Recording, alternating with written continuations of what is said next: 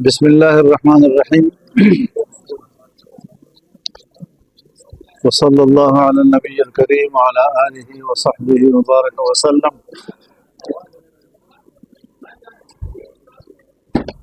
جمعیت علماء اسلام پاکستان ہر 5 سال کے بعد پورے ملک میں عوامی سطح پر رکن سازی کرتی ہے،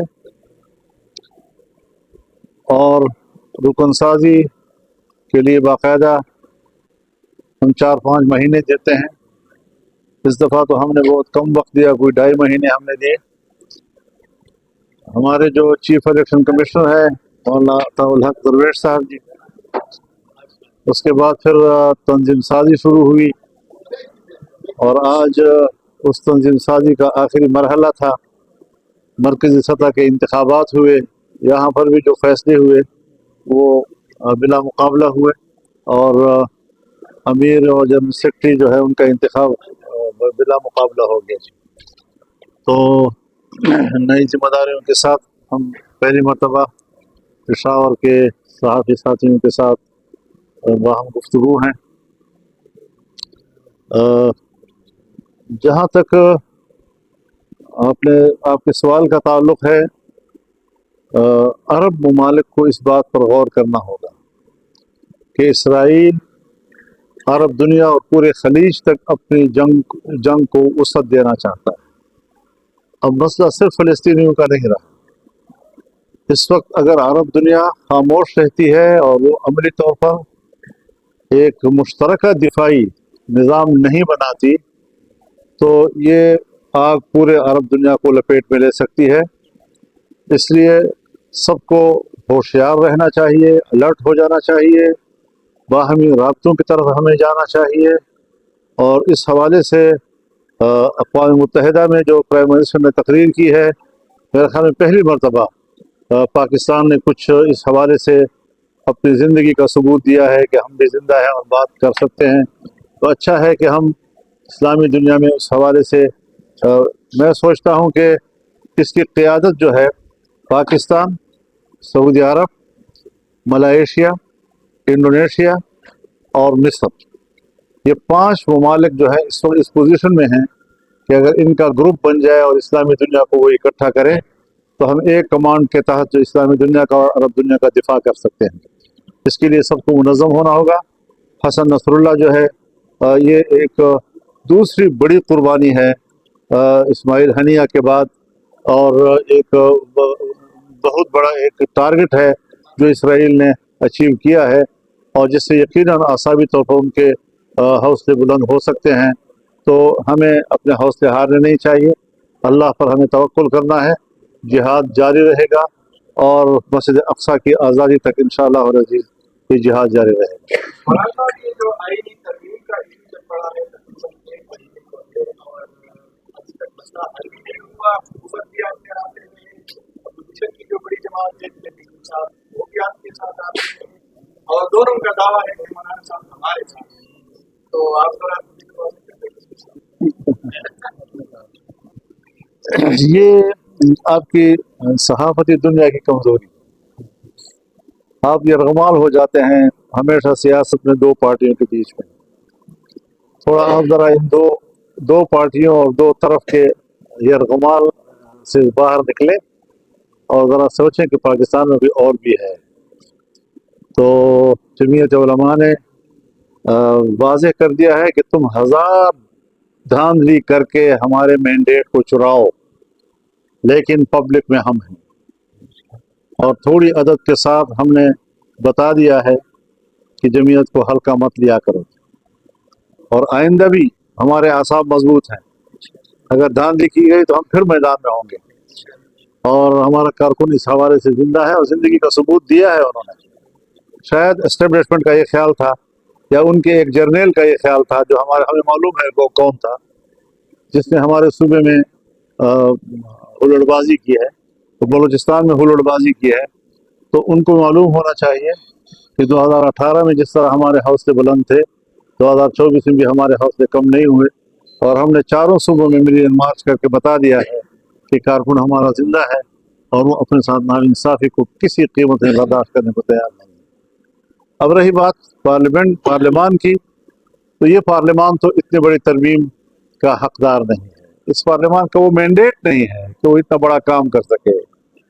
ہم سمجھتے ہیں کہ الیکشن ہوں، حقیقی معنوں میں عوام کے صحیح نمائندے میدان میں آئیں، پارلیمنٹ پر عوام کا اعتماد ہونا چاہیے۔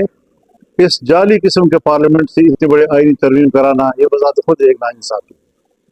تاہم ہم نے ایک بات کی ہے کہ ہم اگر پارلیمانی کردار میں جاری رکھیں گے تو ہم نے ضرور پارلیمنٹ میں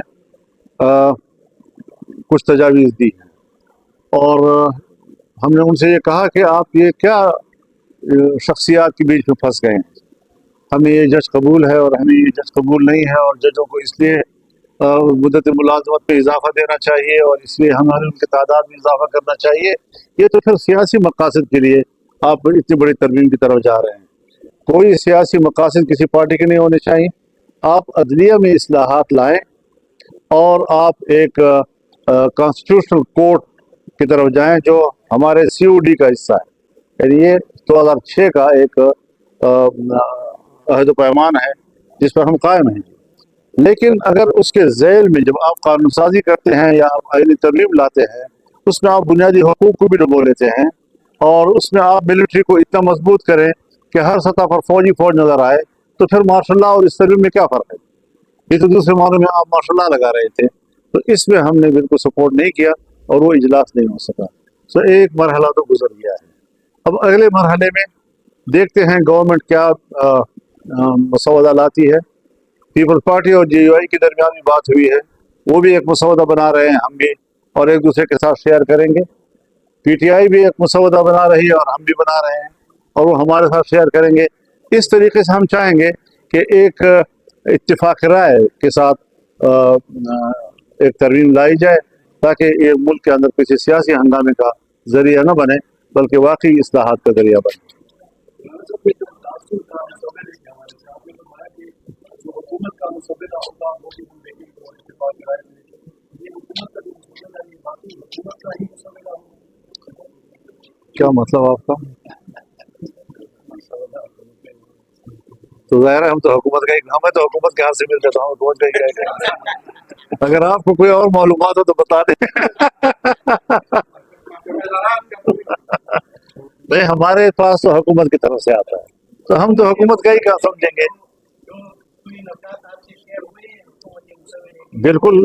بالکل مسودات ہوئے، اور اسی کو دیکھ کر تو ہم نے مسترد کر دیا کہ یہ قابل قبول نہیں ہے۔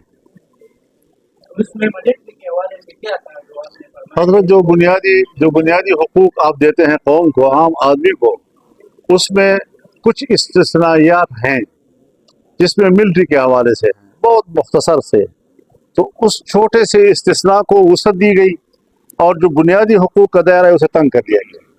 اور اس کے آگے کورٹ کے نظام میں ایسی تبدیلیاں لانا کہ کورٹ کے نظام کو خراب کرنے کا باعث تو بن رہی تھی، لیکن اس کے اصلاح کا سبب نہیں بن رہا تھا۔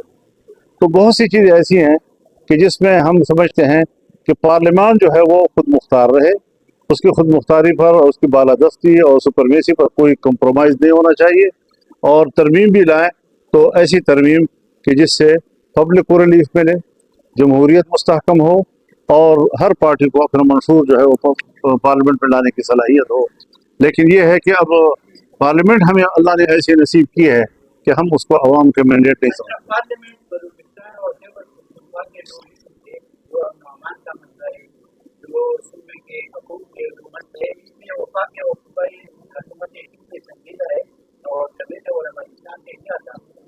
آپ نے بہت اچھا سوال کیا اور میں آپ کا شکر گزار ہوں۔ ہمیں اس طرف ضرور متوجہ ہونا چاہیے کہ ہمارا صوبہ اس وقت آگ میں جل رہا ہے۔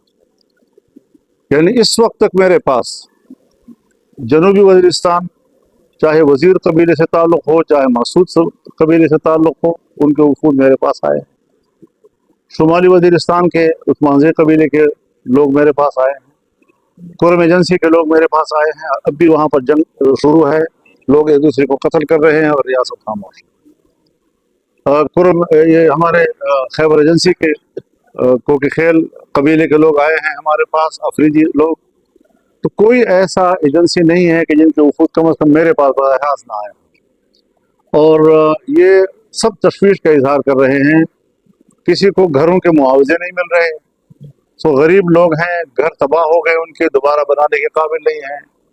कुछ लोग हैं कि इतने तवील अपने मुल्क में हिजरत का दौर मुकम्मल करके भी अभी घरों को वापस नहीं जा सकते और फौज उनको वापस नहीं जाने दे रही। तो इस सारी सूरत हाल में हमारे कबाइल जो हैं, मेरे ख्याल में इंज़िमाम से पहले के हालत में अच्छे थे, इंज़िमाम के बाद में जो है वो ज़्यादा परेशान हैं जी, और ज़्यादा किस्म की मुश्किलात से गुजर रहे हैं। अब न फाटा रहा न सेटल रहा, इस बीच में क्या चीज़ है समझ में नहीं आ रही। इस वक्त फाटा का अवाम मजलूम है, मजलूम, और यही सूरत हाल हज़रत बलूचिस्तान की भी है। हमारे यहाँ भी लापता लोग हैं, बेतहाशा लोग हैं, इसी तरह लापता लोग बलूचिस्तान में हैं, वो भी अपने प्यारों के लिए रो रहे हैं, और यही उनकी सबसे बड़ी प्रायोरिटी है। और ये चीज़ें जो हैं इस वक्त बदअमनी की सूरत हाल है, मुसल्लह गिरोह हर जगह आज़ाद हैं, कंट्रोल उनका है, स्टेट की रिट ख़त्म हो चुकी है। हम किन झगड़ों में पड़े हुए हैं और मुल्क किधर जा रहा है, प्रायोरिटी को तय करना चाहिए, तरजीहात क्या हैं हमारी, इस पर हुकूमत नहीं सोच रही। सर, आज पिशावर में एक सेमिनार हुआ है फाटा मंजर के हवाले से और कबाइल के मसाइल के हवाले से, और सारे वो लोग थे जिन्होंने फाटा मंजर का फैसला किया, शायद फाटा नवाज़ साहब उसकी क़यादत पे वो भी थे, और उस वक्त के चीफ सेक्रेटरी और उस वक्त के नेता भी वो आज सारे मिल बैठे थे और उन्होंने फिर मुतालबा किया है कि फाटा के अवाम के साथ जो वादे हुए हैं या आईनी तरमीम में कबाइली इलाकों के मसाइल और खाकान अब्बासी साहब मेरे पर घर तशरीफ लाए थे, इस मौजू पर बड़ी तफसीली गुफ्तगू हुई और वो सारा पस मंज़र उनको मालूम था। खाकान अब्बासी साहब मेरे घर तशरीफ लाए थे उस वक्त जब ये तरमीम अभी नहीं हुई थी, तो 25 मुतालबात में से 4 मुतालबात जो हमारे थे जिस पर हमें इख्तिलाफ था उससे वो विड्रा हो गए थे। विड्रा होने के बाद कहाँ से हुक्म आया? जाहिर है कि मुझे मालूम है कि अमरीकी अफसर कौन था जो आया और उसने कहा कि फाटा मर्जर इज मस्ट, ये अल्फाज वो हैं जो मेरे सामने कहे गए। फिर जनाब बाजवा साहब आर्मी चीफ थे, नवीद मुख्तार साहब जनरल वो ISI के चीफ थे, पार्लियामेंट की बिल्डिंग में प्राइम मिनिस्टर के चैम्बर में मुझे मिले और मेरे साथ ये मसला डिस्कस किया और मैंने उनसे कहा कि आप बेवक्त फैसला कर रहे हैं, अभी फाटा मर्जर जो है उसके लिए फाटा का हालात मुवाफिक नहीं है। हमने बहुत तजवीज़ें दी लेकिन वो बज़िद थे कि ये अमेरिका का दबाव है, ये अमेरिका का दबाव है। अगर हम मुल्क के अंदर खुद मुख्तार नहीं हैं और हमने मुल्क के अंदर के फैसले और तब्दीलियाँ अमेरिका के दबाव में लानी हैं, तो आप मुझे बताएं कि हम किस बुनियाद पर कह रहे हैं कि हम एक आज़ाद कौम है और हम एक आज़ाद मुमलिकत में रह रहे हैं। ये एक बड़ा संजीदा सवाल है हमारे मुल्क के लिए। फाटा के अवाम के साथ इंज़िमाम की सूरत में जो जुल्म हुआ है आज तक उसकी तलाफी नहीं हो सकती। इस वक्त तक उनको 800 अरब रुपए मिलने चाहिए थे, 800 अरब, और अभी 100 अरब मुश्किल से उनको पूरे हुए हैं। 8 साल के बाद हर साल उनको 100 अरब मिलने थे। तो इस फाटा के अवाम ने क्या जुर्म किया है?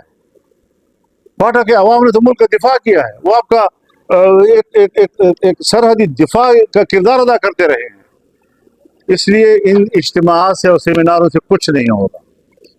अपनी गलती का एतराफ़ करें, कहें कि हमने फाटा के अवाम के साथ जुल्म किया था, हमने जबर किया था।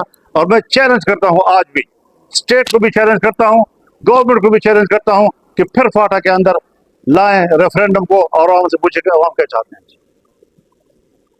जबरदस्ती हम दुनिया में कौमों पे जबर कर रहे हैं और जबरदस्ती कर रहे हैं। तो ये जो फैसले हुए हैं हज़रत पहले सोचना चाहिए, अब बाद अज़ मर्ग वावेलों की क्या जरूरत है।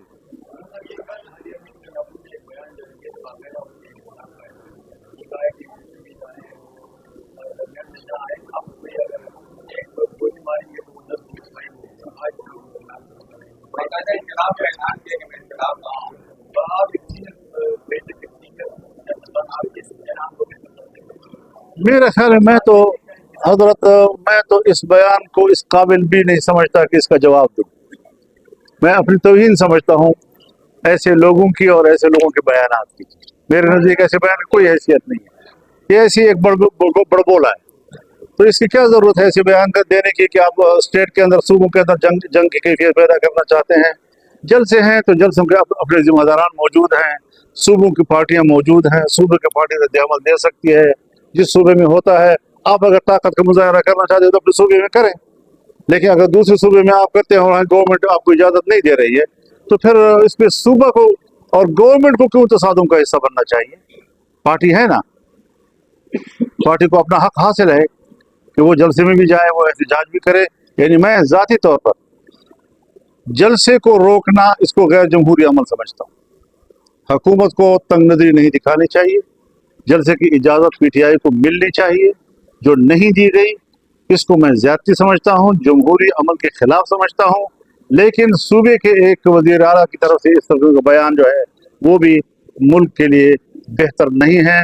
ये बचपना है, ये नातजुर्बाकारी है, और इस किस्म के मखलूक से हमारा वास्ता है तो हमारे सूबे में हमारा वोट और हमारा मैंडेट चोरी किया गया है और इनको दिया गया है, इस बात का नोटिस क्यों नहीं ले रहे वो लोग? मौलाना साहब, इस वक्त दोनों सूबों में एक जंगी हाल नजर आई। ये लगा जाते हैं दूसरे सूबे जो है वहाँ पे रोका जाते हैं, चली होती है, तो दो सूबों को लड़ाई की तरफ धकेलने का एक अमल है, उसको आप किस तरह देखते हैं और मशवरा देंगे किस तरह की क्या? कोई सियासी कारकुन हैं, जहाँ से जाएं जा सकते हैं, अपने जलसे में शिरकत के लिए जा सकते हैं, हमें उसके ऊपर कोई एतराज़ नहीं है। उसको रोकना, मैंने उसकी आपको सामने मजम्मत किया कि ऐसा मुनासिब नहीं है, ये गैर जमहूरी रवैये हैं। लेकिन सूबे को सूबे से लड़ाना, इस किस्म की गुफ्तगू करना, इस मनसब पर फायज होकर, मेरे ख्याल में ये उसके शाय निशान नहीं है। पार्टी चेयरमैन मौजूद है, पार्टी लीडर मौजूद हैं, सियासी जिसके पास कोई सरकारी मनसब नहीं है वो बात कर सकते हैं। जब वो बात कर सकते हैं तो सियासी मनसब पर फायज ऐसी बात करने की क्या ज़रूरत है?